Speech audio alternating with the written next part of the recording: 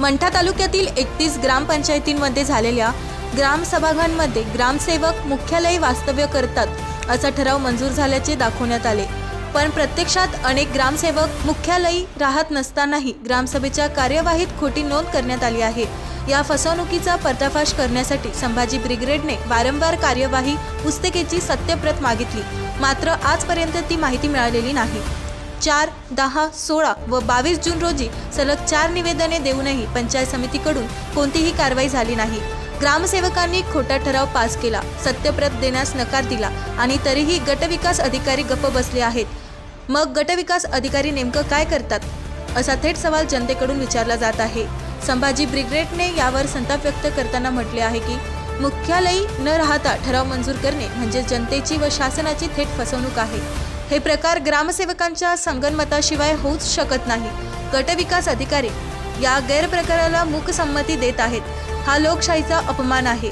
येत्या 8 दिवसांत ग्रामसभा कार्यवाहीची सत्यप्रत उपलब्ध न झाल्यास पंचायत समिती कार्यालयासमोर उग्र आंदोलन उभारण्याचा इशारा संभाजी ब्रिगेडने दिला आहे।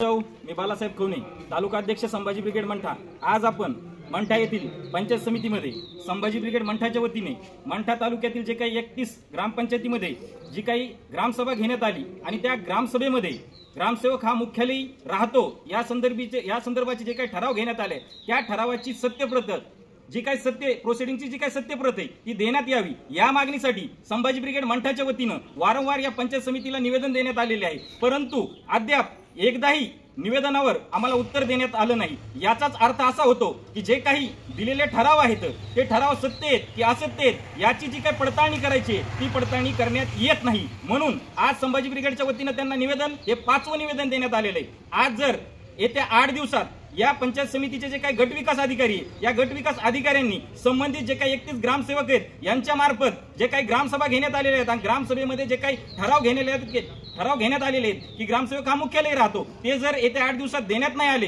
तर संभाजी ब्रिगेड मंठाच्या वतीनं या पंचायत समितीच्या समोर तीव्र स्वरूपाचं आंदोलन पुकारण्यात येईल।